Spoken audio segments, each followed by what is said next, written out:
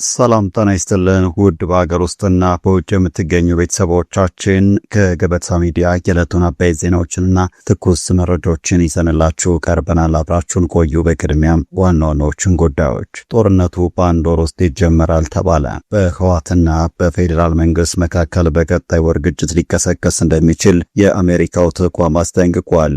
የግጭት ሁነቶችን የሚተነትነው ክሪቲካል ትሬትስ ባወጣው ሰፊ ሪፖርት ወታደራዊ ውጥረቱ ከመቼውም ጊዜ በላይ ማየሉን አስታውቋል። በዝርዝር ይዘነዋል። ከዚሁ ጋር በተያያዘ በሰሜን ኢትዮጵያ ደም አፋሳሹ ጦርነት ካበቃ ከ3 ዓመታት በኋላ ዳግም ጦርነት ይቀሰቀሳል የሚለው ፍራቻ በርካቶች ትግራይን ለቀው እንዲወጡ እያደረገ ነው። በመቀለ ነዋሪ የሆነ አንድ ግለሰብ ከፍተኛ ቁጥር ያላቸው ወጣቶች አውሮፕላን ትኬት መግዛት ይቻሉ፣ በአውሮፕላን ያልቻሉ በአውቶቡስ ክልሉን ለቀው በመውጣት ወደ አዲስ አበባ እየሄዱ መሆናቸውን ለቢቢሲ ተናግሯል። ታደምጡታላችሁ።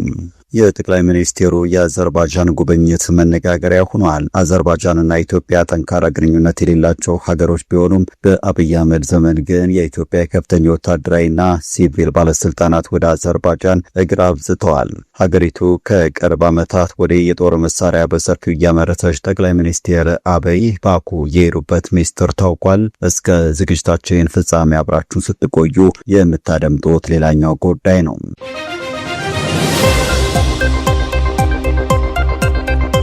ቻናሉን ሰብስክራይብ፣ ቪዲዮ ላይክ በማድረግ እስከ ፍጻሜ አብራችሁ እንድትቆዩን በአክብሮት እንጠይቃለን። ወደ ቀዳሚ ጉዳያችን እናመራለን። ጦርነቱ በአንድ ወር ውስጥ ይጀመራል ተባለ። በህወሓትና በፌዴራል መንግስት መካከል በቀጣይ ወር ግጭት ሊቀሰቀስ እንደሚችል የአሜሪካው ተቋም አስጠንቅቋል። የግጭት ሁነቶችን የሚተነትነው ክሪቲካል ትሬትስ ባወጣው ሰፊ ሪፖርት ወታደራዊ ውጥረቱ ከመቼውም ጊዜ በላይ ማየሉን አስታውቋል። ኃይሉ ወደ ትግራይ አዋሳኝ አካባቢዎች አስጠጋ። ፌዴራል መንግስት በመጪው ወር ውስጥ በህወሓት ላይ ጥቃት ሊከፍት እንደሚችል ተቋሙ ጠቁሟል።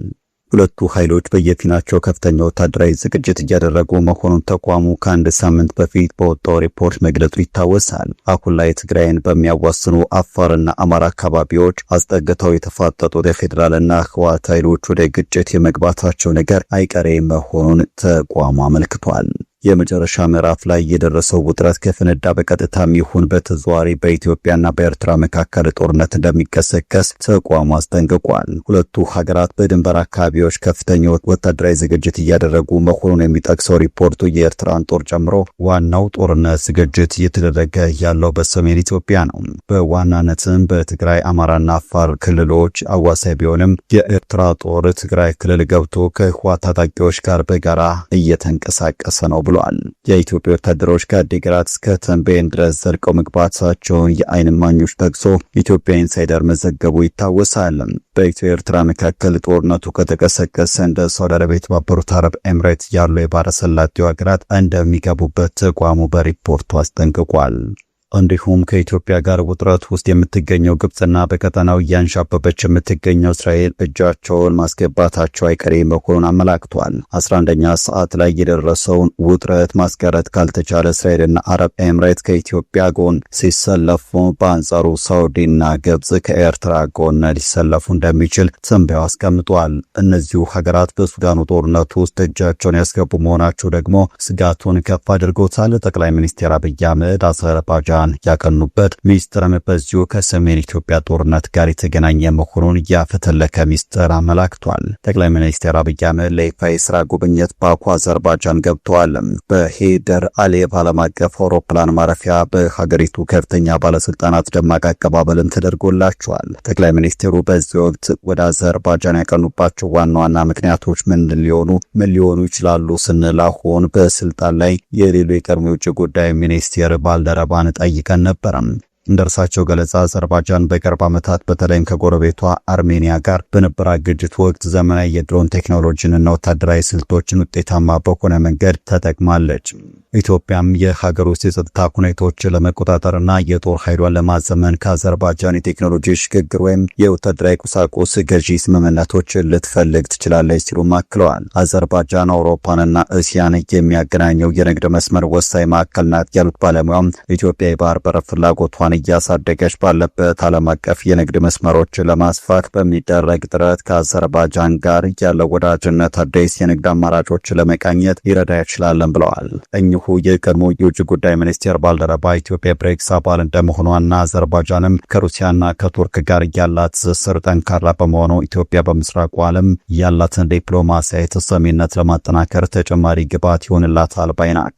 ቱርክ ለሁሉም ሀገራት ኢትዮጵያና አዘርባይጃን የቅርብ ወዳጅ መሆኗም ጉዞ በሶስትዮሽ ግንኙነት ደረጃም ትርጉም ሊኖረው ይችላል ሲሉም አስረድተዋል። ውስጥ አዋቂዎች ግን የጠቅላይ ሚኒስቴሩ በቀጣይ ወር ይጀምራል ለተባለለት የሰሜን ኢትዮጵያ ጦርነት ድሮንና የተለያዩ ተተኳሾችን ለመግዛት እንደሆነ ተናግረዋል። በሰሜን ኢትዮጵያ ጦርነቱ ሊጀመር በተጠንቀቅ መሆኑን ተከትሎ በርካቶች ትግራይ ለቀው እየወጡ ነው። በመቀለ ነዋሪ የሆነ አንድ ግለሰብ ከፍተኛ ቁጥር ያላቸው ወጣቶች የአውሮፕላን ቲኬት መግዛት የቻሉ በአውሮፕላን ያልቻሉ በአውቶቡስ ክልሉን ለቀው በመውጣት ወደ አዲስ አበባ እየሄዱ መሆናቸውን ለቢቢሲ ገልጸዋል። የክልሉ ነዋሪዎች የሸቀጣሸቀጥ እቃዎችን እየገዙ ማከማቸት በመጀመራቸው ከፍተኛ የዋጋ ጭማሪ መታየቱን ይናገራል። በክልሉ የሚገኙ ባንኮች የገንዘብ እጥረት ስላጋጠማቸው አንድ ሰው በቀን ማውጣት የሚቻለው 2000 ብር ብቻ እንዲሆን ማድረጋቸውን ነዋሪዎች ጨምረው ተናግረዋል። ለሁለት ዓመታት የቆየው ጦርነት ክፉኛ በጎዳት ትግራይ ክልል የሚገኙ ባንኮች ከፍተኛ የገንዘብ እጥረት ስላለባቸው በርከት ያለ ቁጥር ያለው ገንዘብ ለማስተላለፍ የሚፈልጉ ሰዎች ተጨማሪ ክፍያ እንደሚጠየቁ ገልጸዋል። በትግራይ ክልል ለሁለት ዓመት የተካሄዱ ጦርነት የጣላቸው ጠባሶችና ጉዳቶቻውንም በክልሉ ነዋሪዎች ዘንድ የቅርብ ጊዜ ትዝታ ናቸው። በጦርነቱ የተጎዱና ጉድመት የደረሰባቸው መሰረተ ልማቶች አልተጠገኑም። እንዲሁም የክልሉ ኢኮኖሚ ሙሉ ለሙሉ አላገገመም። ስር የሰደደ የስራ አጥነት የክልሉ ወጣቶች ወደ አውሮፓና መካከለኛ ምስራቅ የተሻሉ እድሎችን ለመፈለግ አደገኛ የሆኑ የስደት መንገዶችን እንዲሞክሩ እያስገደዳቸው ነው። በኢትዮጵያና በትግራይ ኃይሎች ወይም በኢትዮጵያና በኤርትራ መካከል ጦርነት ከተቀሰቀሰ የትግራይ ክልልን እንደገና የሚያወድም ይሆናል። ከዚህ ባሻገር ሰፊውን የአፍሪካ ቀንድ አካባቢ ሊያቃውስ ይችላል። የኢትዮጵያ ጎረቤት የሆነችው ሱዳን በዓለም ላይ እጅግ አስከፊ የሆነውን የሰብአዊ ቀውስ ያስከተለ አስከፊ የእርስ በርስ ጦርነት ውስጥም ትገኛለች። መቀመጫቸውን በአሜሪካ ያደረጉት ዓለም አቀፍ ግንኙነት ባለሙያ ሚካኤል ወልደ ማርያም ለቢቢሲ በኢትዮጵያና በኤርትራ መካከል ትግራይንና ሌሎች የኢትዮጵያን ታጣቂዎች የሚያካትት ማንኛውም ጦርነት ከሱዳን ጋር የማገናኘት እድሉ ከፍተኛ ነው ብለዋል። ሁለቱ ግጭቶች ይዋሃዳሉ ሲሉም የተናገሩ ጦርነቱ ሊፈነዳ ጫፍ ላይ በደረሰበት በዚህ ሰዓት የተከዜ ዘብ በተጠንቀቅ መሆኑን አሳውቋል። በመንግስት እንደሚደገፍ የሚነገርለት ይህ የሚሊሻ ኃይል ግንባር መግባቱንና ዝግጁ እንደሆነ ይፋ አድርጓል። በዚህ ቀጠና የህወሓትና የፌዴራል መንግስት ኃይሎች ከፍተኛ ቁጥር ያለው ኃይላቸውን አስጠግተው ፍጥጫ ውስጥ ይገኛሉ። በቀጣይ መረጃችን ከጠቅላይ ሚኒስትር አብይ አህመድ ጋር ለመነጋገር ብዙ ጊዜ ጠይቄያለሁ፣ እስካሁን ግን መልስ አልተሰጠኝም ሲል ጀነራል አልቡርሃን ተናገሩ። የሱዳን ወታደራዊ መሪ ሌተናንት ጀነራል አብዱል ፈታህ አልቡርሃን በአዲስ አበባ ጉብኝት ለማድረግና ከጠቅላይ ሚኒስትር አብይ አህመድ ጋር ለመነጋገር በተደጋጋሚ ጥያቄ ቢያቀርቡም መልስ አለማግኘታቸውን አስታውቀዋል። ይህንን የተናገሩት ካሜሮን ሁድሰን ለተባሉት የቀድሞ የአሜሪካ ዲፕሎማትና የአፍሪካ ጉዳዮች ተንታኝ ነው። ካሜሮን ሁድሰን ይህንን በተመለከተ በሴማፎር ላይ ዝርዝሩን አስፍሯል። ሲገልጹም ባለፈው ሳምንት በአዲስ አበባ የተከናወነው የአፍሪካ ህብረት ስብሰባ እንደተጠናቀቀ ወደ ካርቱም መብረራቸውን አስረድተዋል። በዚያም ከሌተናል ጀነራል አልቡርሃን ጋር የመነጋገር እድል ማግኘታቸውን አስታውቋል። የቀድሞ የአሜሪካ ዲፕሎማት በጽሁፋቸውም ጀነራሉን በምስራቃዊ የሀገራቸው ክፍል ስላለው አለመረጋጋትም ጠየኳቸው። እንዲሁም በተባበሩት አረብ ኤምሬት ድጋፍ በኢትዮጵያ ውስጥ የተቀናቃኛቸው ፈጥኖ ደራሽ ኃይል ካምፕ ተመስርቷል ስለሚባለው ሪፖርትም ምን እንደሚሰማቸው ጠይቄያቸው ነበር ብለዋል። ሲቀጥሉም አልቡርሃን የሰጡኝ መልስ እኛ በኢትዮጵያ ጦርነት ውስጥ ምንም ሚና እንዲኖረን አንፈልግም፣ እንዲሁም ኢትዮጵያን በእኛ ውስጥ ጣልቃ እንድትገባ ፍላጎት የለንም የሚል ነው በማለትም ተናግረዋል። የፈጥኖ ደራሽ ኃይሉን ካምፕ ጉዳት በተመለከተ ሌተናንት ጀነራል አልቡርሃን በጉዳዩ ላይ ከጠቅላይ ሚኒስትር አብይ አህመድ ጋርም የመነጋገር ሀሳብ እንዳላቸው መግለጻቸውን አስታውቀዋል። በተደጋጋሚ ወደ አዲስ አበባ ጉብኝት ለማድረግና ይህንን ውይይት ለማከናወን ጥያቄ ያቀረቡ መሆናቸውን የጠቀሱት አልቡርሃን ነገር ግን እስካሁን መልስ አለማግኘታቸው መናገራቸው ካሜሮን ሁድሰን በዚህ ጽሁፋቸው ተናግረዋል። ከዚሁ ጋር በተያያዘ ሱዳንና ግብጽ አሁንም ከኢትዮጵያ አናት ላይ አልወረዱም። የግብጽና የሱዳን ጠቅላይ ሚኒስትሮች በካይሮ ባደረጉት ስብሰባ በምስራቅ አባይ ተፋሰስ ላይ የሚወሰዱ ማናቸውም ነጠላ ውሳኔዎች በጽኑ እንደሚቃወሙና ኢትዮጵያም እንዲህ አይነቱን አካሄድ እንድትሳቆም ጥሪ አቅርበዋል።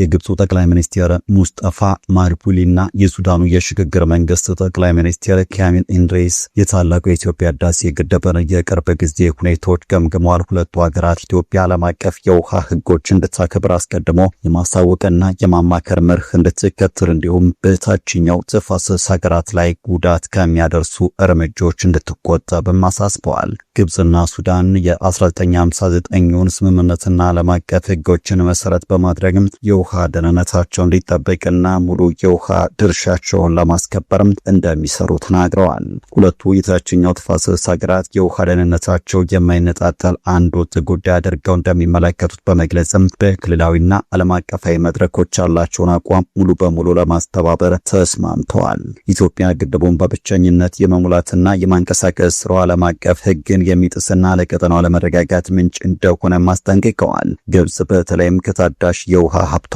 98 በመቶን ከአባይ ወንዝ የምታገኝ በመሆኗ በአንድ ጠብታ ውሃ ላይ እንኳ የሚመጣን ድርድር እንደማትቀበልና ጉዳት ከደረሰባትም ዓለም አቀፍ ህግን መሰረት በማድረግም ምላሽ እንደምትሰጥ የአገሪቱ የውጭ ጉዳይ ሚኒስቴር በቅርቡ ገልጸው ነበር። የህዳሴ ግድብ ግንባታ ተጠናቆ በይፋ መመረቁ በሶስቱ ሀገራት መካከል ያለውን ውጥረት ይበልጥ እንዲባባስ ያደረገው ሲሆን ግብጽና ሱዳን ግንባታውን ባይቃወሙም ግድቡ የሚመራበት ህግ አስገዳጅነት ያለው ስምምነት እንዲኖር ለዓመታት ሲጠይቁ ቆይተዋል። ባለፈው ጥቅምት ወር ላይ ግብጽ ኢትዮጵያ ግድቡን ያለምንም ቅንጅትና በችኮላ የሞላች ነው በሚል ሰው ሰራሽ የጎርፍ አደጋ ፈጥሮብኛል የሚል ክስ አቅርባለች።